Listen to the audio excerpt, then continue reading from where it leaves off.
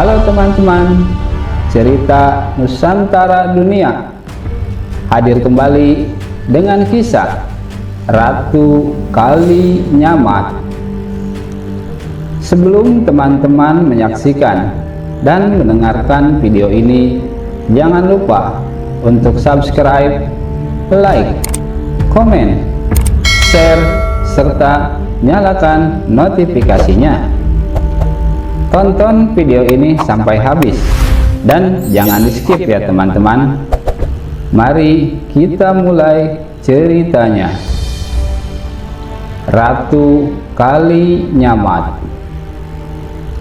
Nama asli Ratu Kalinyamat adalah Ratna Kencana, putri Sultan Trenggono, Kesultanan Demak pada tahun 1521 sampai dengan 1546. Pada usia remaja, ia dinikahkan dengan Pangeran Kalinyamat. Pangeran Kalinyamat berasal dari luar Jawa. Terdapat berbagai versi tentang asal-usulnya. Masyarakat Jepara menyebut nama aslinya adalah Wintang, seorang saudagar Tiongkok yang mengalami kecelakaan di laut. Ia terdampar di pantai Jepara dan kemudian berguru kepada Sunan Kudus. Versi lain mengatakan Wintang berasal dari Aceh. Nama aslinya adalah Pangeran Thoyib, putra Sultan Mughayat Shah, Raja Aceh, pada tahun 1514 sampai dengan 1528. Thoyib berkelana ke Tiongkok dan menjadi anak angkat seorang menteri bernama Chi Huiguan. Nama Wintang adalah ejaan Jawa untuk Chi Bintang, yaitu nama baru Thoyib. Wintang dan ayah angkatnya kemudian pindah ke Jawa. Di sana Wintang mendirikan desa Kalinyamat yang saat ini berada di wilayah Kecamatan Kalinyamatan, sehingga ia pun dikenal dengan nama Pangeran Kalinyamat. Ia berhasil menikahi Ratna Kencana, putri Sultan Demak, sehingga istrinya itu kemudian dijuluki Ratu Kalinyamat. Sejak saat itu, Pangeran Kalinyamat menjadi anggota keluarga Kerajaan Demak dan memperoleh gelar Pangeran Hadiri. Pangeran dan Ratu Kalinyamat memerintah bersama-sama di Jepara. Chi Huiguan, sang ayah angkat, dijadikan patih bergelar Sungging Badar Duwung, yang juga mengajarkan seni ukir pada penduduk Jepara. Pada tahun 1549, Sunan Prawata, Raja keempat Demak, mati dibunuh oleh utusan Arya Penangsang, sepupunya yang menjadi Adipati Jipang. Ratu Kalinyamat menemukan keris Kiai Betok milik Sunan Kudus menancap pada mayat kakaknya. Maka Pangeran dan Ratu Kalinyamat berangkat ke Kudus untuk meminta penjelasan kepada Sunan Kudus. Sunan Kudus sendiri adalah pendukung Arya Penangsang dalam konflik perebutan tahta sepeninggal Raja Trenggana pada tahun 1546. Ratu Kalinyamat datang menuntut keadilan atas kematian kakaknya. Sunan Kudus pun menjelaskan, semasa muda Sunan Prawata pernah membunuh Pangeran Surowiyoto alias Sekar Sedalepen ayah dari Arya Penangsang. Jadi wajar saja kalau ia sekarang mendapat balasan yang setimpal. Ratu Kalinyamat pun kecewa atas sikap dari Sunan Kudus. Lalu ia dan suaminya memilih pulang ke Jepara. Di tengah perjalanan mereka dikepung oleh anak buah Arya Penangsang yang mengakibatkan Pangeran Kalinyamat tewas. Konon ia sempat merambat di tanah dengan sisa-sisa tenaga, sehingga oleh penduduk sekitar daerah tempat meninggalnya Pangeran Kalinyamat disebut Desa Prambatan. Selanjutnya Ratu Kalinyamat membawa jenazah Pangeran Kalinyamat pulang. Ratu Kalinyamat meneruskan perjalanan sampai kepada sebuah sungai. Ratu Kalinyamat pun membersihkan darah yang berasal dari jenazah Pangeran Kalinyamat, dan air sungai pun menjadi berwarna ungu, yang kemudian dikenal daerah tersebut dengan nama Kali Ungu. Semakin melanjutkan perjalanan ke arah barat, dan dalam kondisi lelah, Ratu Kalinyamat kemudian melewati Pring Tulis. Dan saking lelahnya, Ratu Kalinyamat berjalan sempoyongan atau moyang-moyong. Tempat itu sekarang dikenal dengan nama Mayong. Sesampainya di Purwogondo, disebut demikian karena tempat inilah awal keluarnya bau dari jenazah yang dibawa Ratu Kalinyamat, dan kemudian melewati Pecangan dan sampai di Mantingan. Ratu Kalinyamat berhasil meloloskan diri dari peristiwa pembunuhan itu. Ia lalu kemudian bertapa telanjang di Gunung Dana Raja. Sebagaimana disinggung sebelumnya, di antara lelaku Ratu Kalinyamat yang paling kontroversial dan melahirkan dinamika makna spiritual dalam masyarakat Jepara adalah tapa beratanya yang dikenal dengan tapa wuda sinjang rambut. Kenekatan Ratu Kalinyamat yang memutuskan bertapa telanjang terekam dalam cerita rakyat melalui tembang pangkur berikut ini. Nimas Ratu Kalinyamat tilar pura, meratapa aneng wukir, tapa udah sinjang rambut, aneng wukir donorojo, aprasapa nora tapi ingsun, yen taan antuk adiling hiang, patine sedulur mati sedulur mami. Tembang itu menggambarkan sumpah Ratu Kalinyamat setelah Sunan Prawata saudaranya dan Sultan Hadiri suaminya dibunuh oleh Arya Penangsang, dan setelah lengsernya Sultan Trenggana. Perempuan perkasa ini kemudian tilar wisma atau meninggalkan rumah untuk bertapa di wukir di Gunung Dana Raja sebelum memperoleh keadilan Tuhan, yaitu ditunaikannya hukum balas bunuh atas Arya Penangsang.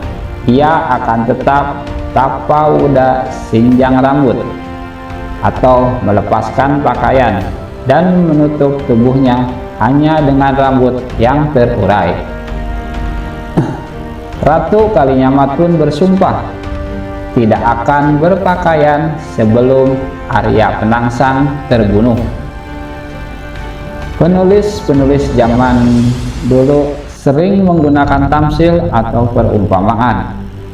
Cerita Ratu Kalinyamat bertapa telanjang ini juga bukan aslinya, akan tetapi menggambarkan Ratu Kalinyamat bersumpah hidup prihatin sampai Arya Penangsang yang membunuh suaminya dihukum mati.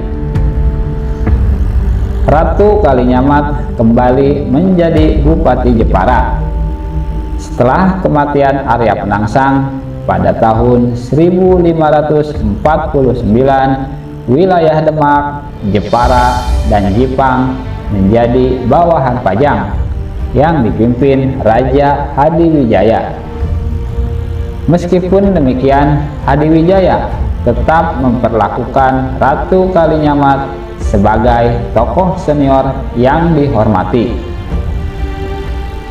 Ratu Kalinyamat, sebagaimana Bupati Jepara sebelumnya, bersikap anti terhadap Portugis.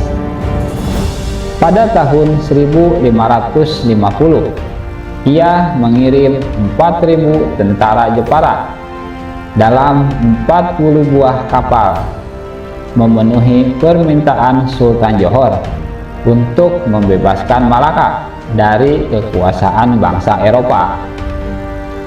Pasukan Jepara kemudian bergabung dengan pasukan Persekutuan Melayu hingga mencapai 200 kapal perang.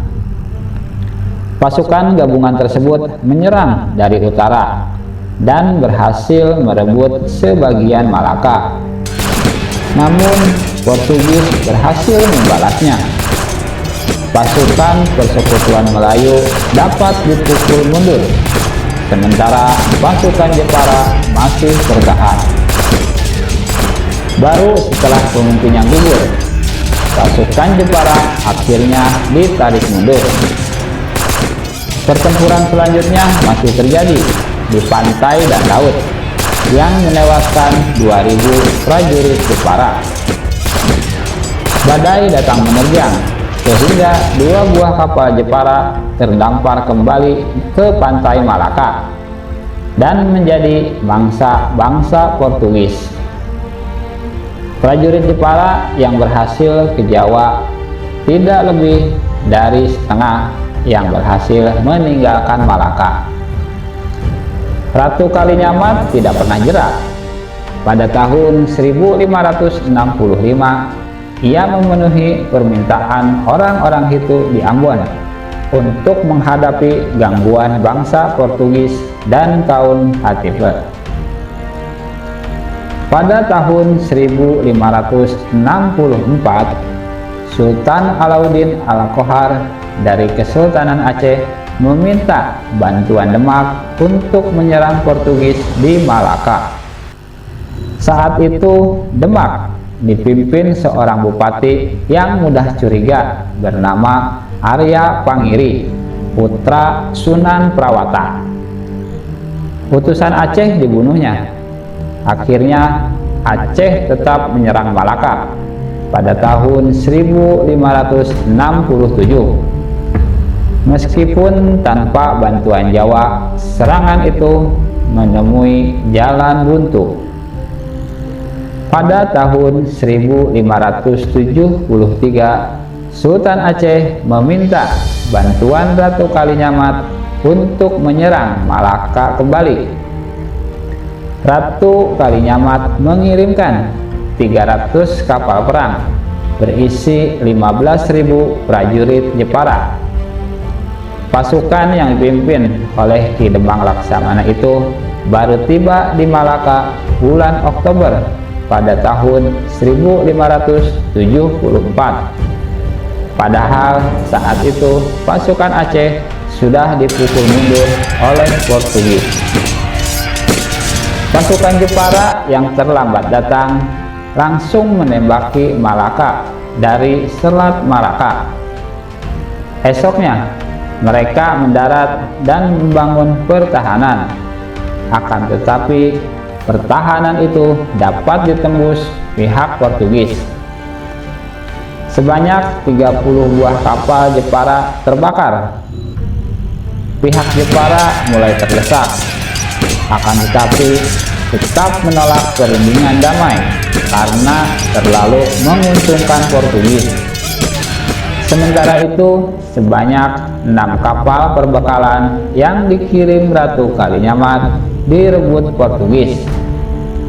Pihak Jepara semakin lemah dan memutuskan pulang. Dari jumlah awal yang dikirim Ratu Kalinyamat, hanya sekitar sepertiga saja yang tiba di Pulau Jawa. Meskipun 2 kali mengalami kekalahan, akan tetapi Ratu Kalinyamat telah menunjukkan bahwa dirinya seorang wanita yang gagah berani. Bahkan Portugis mencatatnya sebagai Rainha de Jepara, Senhora Poderosa Henrique de Groningen, yang berarti Ratu Jepara, seorang wanita yang kaya dan berkuasa, seorang perempuan pemberani. Ratu Kalinyamat tidak memiliki anak kandung. Akan tetapi Ratu Kalinyamat diberi kepercayaan untuk merawat keponakannya sebagai anak angkat, yaitu Pangeran Timur Ranggajumena, yang merupakan putra bungsu Sultan Trenggana, yang kemudian menjadi Bupati Madiun. Yang kedua, Arya Pangiri, yang merupakan putra dari Sunan Rawata, yang kemudian menjadi penguasa Demak. Namun sebelum itu ia sempat menjadi Raja Pajang dengan gelar Sultan Ngawantipura.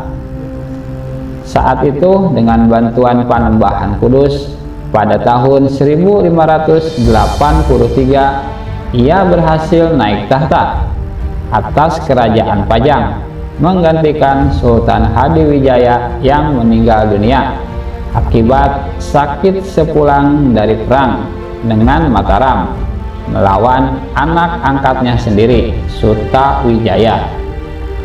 Sepeninggalnya Hadiwijaya, terjadi perebutan tahta antara Pangeran Benawa yang merupakan putra dari Sultan Hadiwijaya sendiri dengan Arya Pangiri, menantunya, yang dimenangkan oleh Arya Pangiri. Namun pemerintahan Arya Pangiri hanya disibukkan dengan usaha balas dendam terhadap Mataram, sehingga kehidupan rakyat Pajang terabaikan. Hal ini kemudian membuat Pangeran Benawa yang tersingkir ke Jipang prihatin. Pada tahun 1586, ia lalu bersekutu dengan Sutawijaya menyerbu Pajang. Arya Pangiri kalah. Ia lalu dikembalikan ke negeri asalnya, yaitu Demak. Yang ketiga, Pangeran Arya Jepara adalah sepupu Ratu Kalinyamat yang merupakan putra Ratu Ayu Kirana, adik Sultan Trenggana. Ayah Pangeran Arya Jepara adalah Maulana Hasanuddin, Raja pertama Banten. Ketika Maulana Yusuf, Raja kedua Banten, meninggal pada tahun 1580, putra mahkotanya masih kecil. Pangeran Arya Jepara berniat merebut tahta. Pertempuran pun terjadi di Banten. Namun Pangeran Jepara terpaksa mundur setelah Ki Demang Laksamana, panglimanya, gugur di tangan Patih Mangkubumi, Kesultanan Banten. Kemudian Pangeran Arya Jepara pulang ke Kerajaan Kalinyamat. Ternyata Keraton Kalinyamat telah diserang oleh Panembahan Senopati. Pasukan Panembahan Senopati dari Mataram datang menyerbu Jepara, diduduki, dan di kota Kalinyamat dihancurkan. Ratu Kalinyamat meninggal dunia sekitar tahun 1579. Ia dimakamkan di dekat makam Pangeran Kalinyamat di Desa Mantingan, Kecamatan Tahunan, Kabupaten Jepara. Demikianlah tokoh perempuan dari Jepara ini, yang menjadi seorang yang gagah perkasa, yang berani berjuang mempertahankan wilayahnya melawan pasukan Portugis. Dia juga berjuang untuk membela rakyat tanah air, khususnya daerah Jepara. Demikianlah cerita tentang kisah kepahlawanan Ratu Kalinyamat yang dapat kami sampaikan. Terima kasih.